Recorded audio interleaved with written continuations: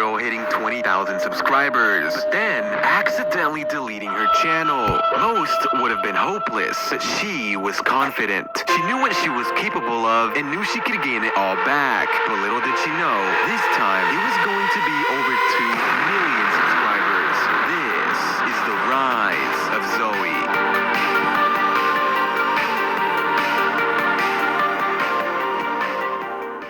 Zoey, whose real name is... Hey, you're not gonna be the one to leak my real name. If you leak my real name, I'm gonna have to get rid of your channel.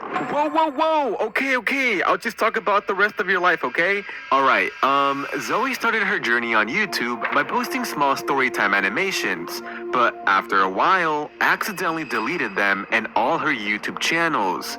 Zoey, how did you accidentally delete all of that? On this deleted channel, she would upload daily Minecraft videos and she eventually hit 20,000 subscribers. But then one day, she decided she wanted to clean up her YouTube channel to make it look more professional. But little did she know, this was a mistake. Because as she was organizing her channel, she just started clicking yes, and yes. And all of a sudden, a notification appeared that said, "Are you sure you want to delete all your YouTube data?" And she clicked yes, thinking it meant something else. And pretty soon, her channel with 20,000 subscribers and all the others were all gone. Like what? I would have personally been so mad at myself because I put so much work into that. Zoey, how did you feel when you realized that all of your work was gone in such little time? I felt pretty dumb, but I was just like, it is what it is. Alright, Loki.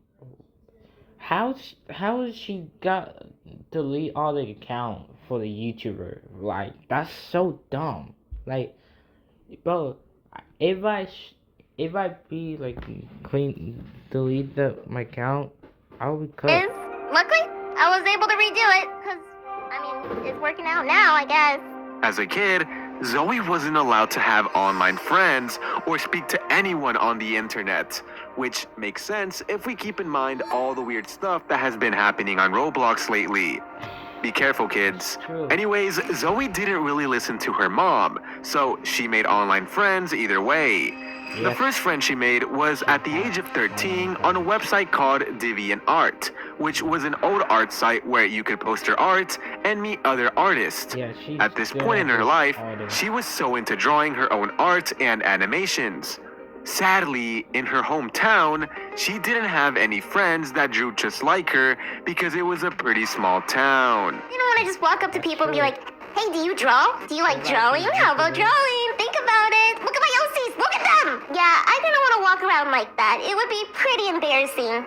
So, what do you do if you have no friends in your hometown who like your hobby and you really want to talk about it? Talk to people online. Yay! So yeah, she made friends online so she could talk to others about the one thing she loved, drawing. Zoey, your mom told you not to go online. I'm gonna tell her. You're cooked. Anyways, while she was on DeviantArt, she joined a small group of animation meme artists, and this is where she met her first online friend, Delilah. But remember, if her mom ever found out she had an online friend, she would have probably taken away her Wi-Fi and her computer. So she decided to be extra sneaky and talk through the Notes app, which was sort of like emailing. Sneaky, Zoey. Anyways, over time, Zoey wanted to meet her online friend in real life. And with strict parents, that was going to be really hard. I mean, she didn't even know Zoey had an online friend. So, what did Zoey do? She decided to do something that anyone watching right now should probably not do if you're still a kid. She decided to use her birthday money to meet her online friend at a convention called Minecon in Chicago. Someone who she had never seen in person, only online for the very first time. Here's the thing though, even after showing up, Zoey couldn't hang out with her online friend because if she did, her mom, who was there with her, would have found it suspicious and known she had been talking with them online. So all she was able to do was see them in person and give a little wave. But my mom didn't see it, which was good, because she would be probably really confused why I was waving to a bunch of strangers.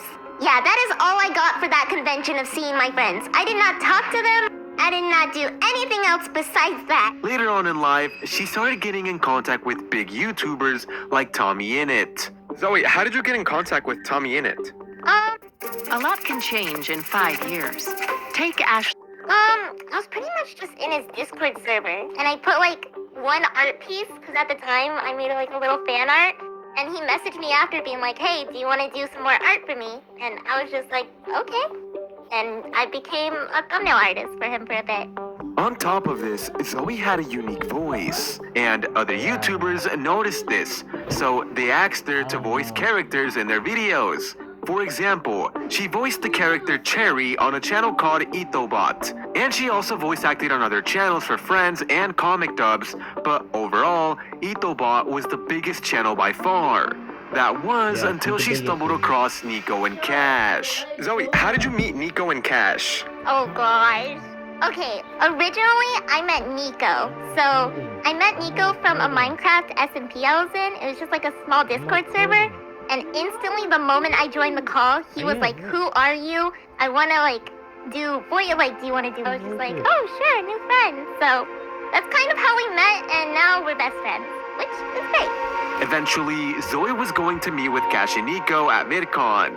It was her first time at VidCon, and she was pretty nervous since she had only hung out with them online, and she would now be meeting them in person. She was worried they would think she was weird and wouldn't want to be friends with her anymore. But then, Cash and Nico finally appeared in front of her, and the first thing Zoe said was, y'all are short.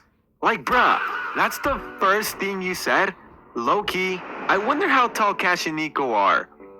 Anyways, they all got along really well, and she built a special connection with Nico and even moved nearby where he lives.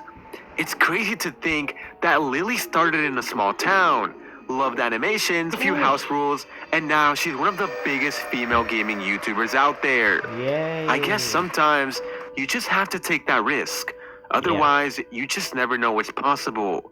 Till this day, she still records roleplay videos with Cash and Nico, while also uploading on her own channels like her most popular one, Lily Gumdrop, the in real life channel called Lily, and animation channel called Lily Draws, and her other two channels as well.